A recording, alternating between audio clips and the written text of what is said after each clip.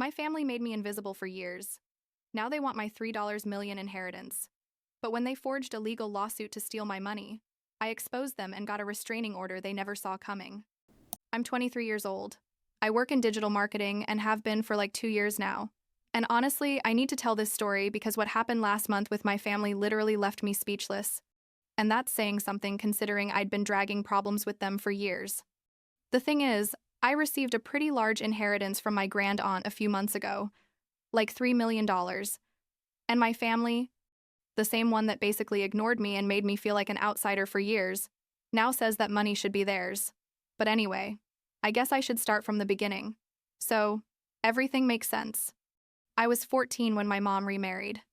My dad had passed away when I was like 8 or 9. I don't remember exactly. And for a while it was just her and me. And honestly, those years were good. I mean, we were a team, you know? But then she met this guy at work. They started dating. And before I knew it, they were planning the wedding. He had a 7-year-old son from his first marriage, my future stepbrother. And from the first day I met him, I knew things weren't going to be easy. He was one of those guys who looks at you like you're a problem he has to solve. You know what I mean? With that superiority attitude some older teenagers have. My stepdad seemed like a good guy at first, but later I realized he basically saw everything from his son's perspective, like always defending him no matter what. The first few months after the wedding were weird but tolerable, let's say. We all lived together in the house where my mom and I had been living, and at first my stepdad tried to act like we were a happy family, you know? But his older son, who was already 18 at that point, and supposedly going to college, basically ignored me or made passive-aggressive comments whenever he could. And my mom? I don't know. It was like she had suddenly decided that the most important thing was keeping her new husband happy. So when I tried to talk to her about how I felt, she'd say things like, "Give it time. It's hard for everyone." I needed to be more understanding. A year after the marriage, they announced they were expecting a baby. And that's when everything really changed. I mean, not gradually, but from one day to the next. Suddenly my room, the room where I'd grown up since I was a little girl, where all my memories with my dad were, became the future baby's room because it was the biggest in the house and had better light or something like that. They moved me to the guest room, which was basically half the size. And when I tried to protest, my stepdad said something like, it was time I stopped being so selfish, that this was what being part of a family meant. My mom just nodded and said, I'd understand when I was older. I didn't understand anything at that moment. Honestly, I just felt like they were erasing me little by little. When my half-brother was born, things got worse. Like exponentially worse. That baby became the absolute center of everything, which I guess is normal with a newborn. But it was different, you know? It wasn't just that they paid attention to him. It was that I stopped existing completely. My 16th birthday was like 2 weeks after the baby was born, and they literally forgot. I came home from school that day expecting at least a cake or something, and my mom was with the baby and didn't even remember until I mentioned something. She said, "Oh, sorry, honey. It's been crazy with the baby. We'll celebrate next weekend." But we never did. My older stepbrother by then had already dropped out of college after 1 semester. They spent like $15,000 on tuition that he basically threw away, and was living at home doing nothing but playing video games and leaving his stuff scattered everywhere. I started spending less and less time at home because honestly I couldn't stand being there. I'd hang out at friends' houses. Their families were super nice to me. And I think several of them realized what was happening, even though I never told them anything directly. I also got a part-time job at a coffee shop near school, worked like 20 hours a week, and used that money to buy my own things because asking my mom for anything always ended in drama about how money was tight with the baby and all that. But curiously, there was always money for whatever my older stepbrother needed, or for the millions of things they bought for the baby. And things came to a breaking point when I turned 18. My older stepbrother, who was already 21 and still living at home without contributing anything, decided to throw a party while my parents, well, my mom and stepdad, were out of town with my half-brother at a soccer tournament or something. I was working that weekend, had a double shift at the coffee shop, and when I got home around 11 at night, the house was destroyed. There were people everywhere, music blasting, and when I went up to my room, I found they'd used my room for the party too. My things were thrown on the floor. Someone had spilled beer on my laptop, there were cigarette burns on my desk, and my comforter, the one my paternal grandmother had made me before she died, was stained with I don't know what and basically ruined. I started crying right there. I couldn't help it. And when I went downstairs and yelled at my stepbrother about what the hell he'd done, he just laughed and said to relax, that it was just a party. I called my mom and told her what was happening, and you know what she told me? Not to exaggerate, that things could be cleaned, that she'd talk to him when she got back. That night, I slept at my best friend's house, because I couldn't be there. When my parents returned 2 days later, my stepdad blamed me for not preventing the party. I said I should have stayed home instead of working, as if it were my responsibility to babysit a 2 one-year-old adult. My mom just stayed quiet while he yelled at me, and my stepbrother didn't receive any real punishment, just a 5-minute sermon. That was the last straw for me. I started looking for apartments that same week, even though with my coffee shop salary I could barely afford something small. I asked for more hours at work, got a second job on weekends, and saved every penny I could for the next 2 months. When I finally found a small studio I could afford, even if it was tight, I told my mom I was moving out. She got hysterical, told me I was making a mistake, that I wouldn't make it on my own, that I was being dramatic. My stepdad said if I left not to expect any help from them ever, as if they'd been helping me before. I moved a week later with my friend's help, and honestly, it was the best day of my life up to that point. I could finally breathe. The next few years were hard financially, but much better emotionally. I got a better job in digital marketing, started studying online, and basically built my life without them. My mom would call me occasionally, but the conversations were always superficial, and they never invited me to family gatherings or anything. I was okay with that, honestly. Or at least, that's what I told myself. My half-brother turned like 12 or 13 and was the golden child of the family. Literally everything he did was perfect according to them. My older stepbrother was still living with them. Worked sometimes, but basically my parents supported him. Like 3 years ago, my stepdad had a health scare. Nothing super serious, but enough to make him start thinking about his mortality or whatever. He decided to make a will. And one day, my mom called me saying we needed to talk.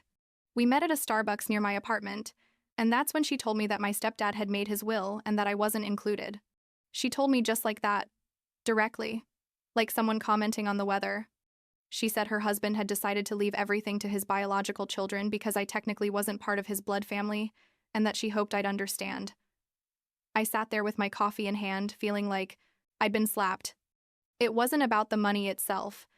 I wasn't even expecting anything from him, but it was the official confirmation of what I'd always known, that I was never really part of that family to them. I asked my mom if she agreed with that, and she got defensive, said she had to respect her husband's wishes, that he had the right to leave his money to whoever he wanted. I asked her if she was also going to exclude me from her will, and she stayed quiet for a moment before saying that was different, but she didn't give me a real answer. I ended the conversation there, left money for my coffee on the table, and left. We didn't talk for months after that. Then, like 6 months after I turned 21, I got a call from a lawyer I didn't even know. He told me my grand aunt, Charlotte, my dad's mom's sister, had passed away. I knew who she was. I mean, I'd seen her a couple of times when I was a kid, but we didn't have a close relationship or anything. What I didn't know was that I'd been following my life from afar all these years. Apparently, after my dad died, she kept in touch with some relatives from that side and knew everything that had happened with my mom, the new marriage, how they'd treated me. She never intervened directly.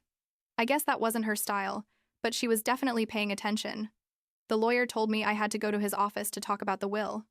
I went, not expecting anything, thinking maybe she'd left me some memento or something sentimental. I sat in his office. He offered me water, and then he told me my grand aunt had left me her entire estate. $3 million. $3 million. I sat there thinking I'd heard wrong, like I literally asked him if he could repeat the figure. He repeated it. He showed me the documents. It was real. Apparently my grand aunt never married, didn't have children, and had done very well with her investments during her life. She worked in finance or something like that. She was one of those super independent women who didn't need anyone. And she decided to leave everything to me. The lawyer gave me a letter she'd left to be delivered to me after her death. In the letter, she said she knew how hard everything had been for me, that my dad would have been proud of how I'd managed on my own, and that she wanted me to have the opportunity to build the life I wanted without financial worries. I cried right there in the lawyer's office. I couldn't help it. The next few months were crazy processing everything. The lawyer helped me with all the legal procedures and recommended a financial advisor so I wouldn't do anything stupid with the money. I decided to buy a house. Nothing extravagant, but something nice in a good neighborhood, like 2 bedrooms and a small yard. I also bought a small rental property to generate passive income and invested the rest in various funds following the financial advisor's advice. I didn't tell my family anything. Wasn't even thinking about them, honestly. I was too busy organizing my new life. But like 3 months after receiving the inheritance, my mom called me out of the blue. We hadn't talked in like 6 months, since that conversation about my stepdad's will. Her tone was weird, like falsely casual, and she started asking how I was, what was new in my life. I told her fine, everything was fine, without giving details. Then she said she'd talked to a cousin of my dad's who mentioned I'd received an inheritance. My heart dropped to my stomach because I knew exactly where this was going. I confirmed that yes, my grand-aunt had left me something. She asked how much, and I told her that was private, that I didn't want to discuss my finances. That was in July or so, and over the next few weeks I started getting calls and messages not just from my mom but also from my stepdad and even my older stepbrother. Everyone wanted to know about the inheritance, how much it was, exactly, what I was going to do with the money. My half-brother, who was already like 14, even sent me a message asking for money for a car when he turned 16, like it was nothing. I ignored them all, but they kept insisting.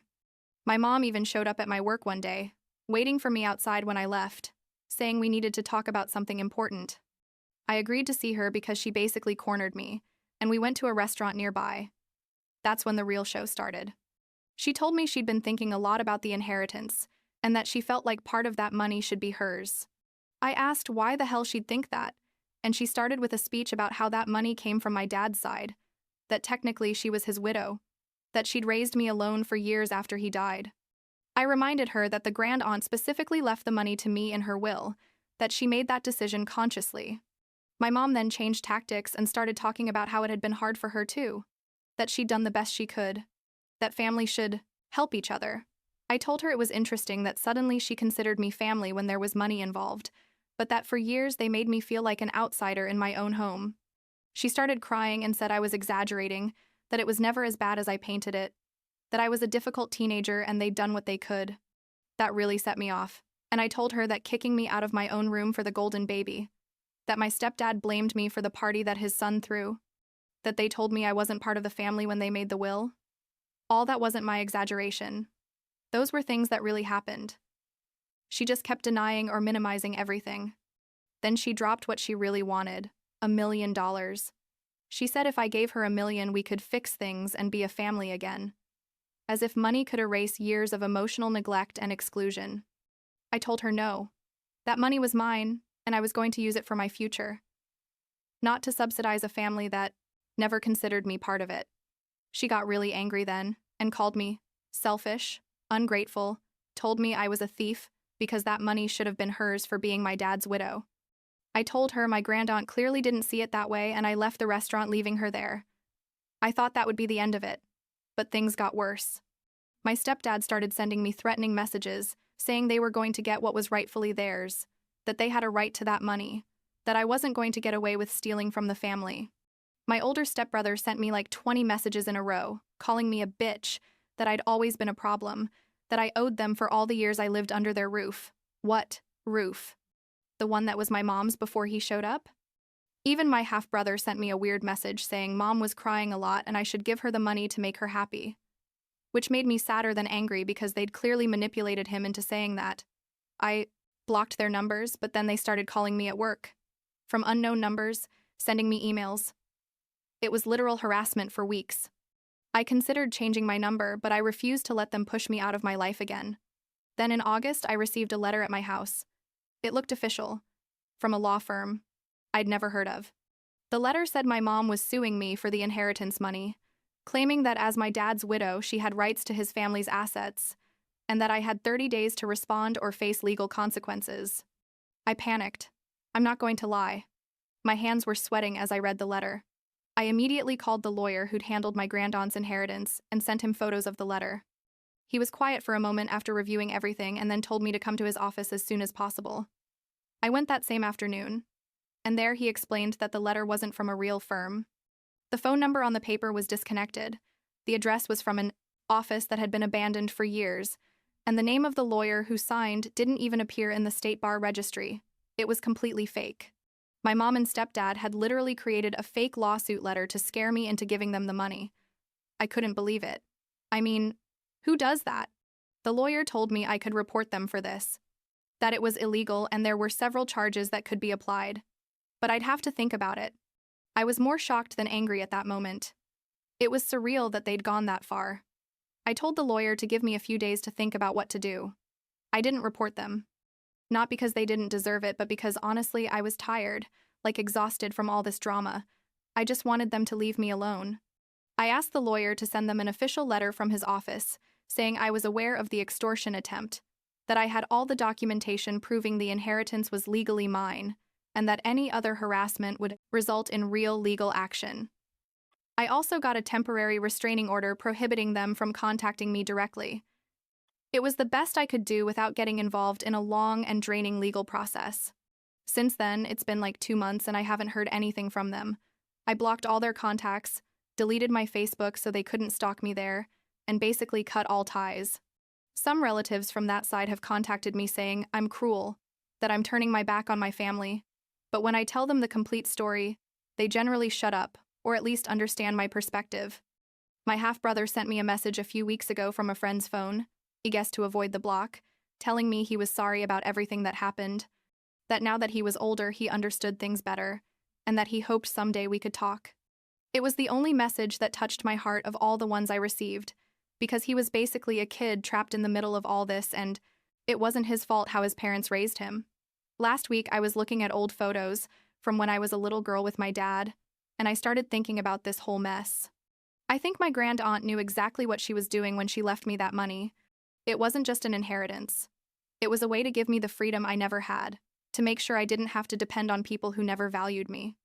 And she was right not to leave anything to my mom or the rest, because literally, the first thing they did when they found out was try to take it from me, without caring how I felt or what that gift meant to me. Now, I'm planning a long trip with some friends, like a road trip across the country we've wanted to do for years but never could because of lack of money or time. I'm going to take a whole month. I quit my job. Well, actually, they offered me remote work when I told them I was leaving, so basically I can work from anywhere now, and I'm just going to disconnect from all this drama. My friends know everything that happened, and they've been my real family for years. The people who were there when no one else was. I don't know if my mom and I will ever be able to have some kind of normal relationship. Part of me wants to believe it's possible, that maybe when more time passes and emotions calm down, we could at least talk civilly. But another part of me, the part that remembers all those years feeling invisible in my own home, the part that remembers how they tried to manipulate and scare me with that fake letter, that part tells me it's probably better to leave it like this. And that's okay, I guess. Not all stories have happy endings where the family reconciles and everything gets resolved. Sometimes the best resolution is simply to walk away from toxicity and build your own life with people who really value you. My grand-aunt's money gave me something more valuable than financial security. It gave me the ability to say no, to set boundaries, to not have to tolerate mistreatment out of necessity. And that, honestly, is priceless.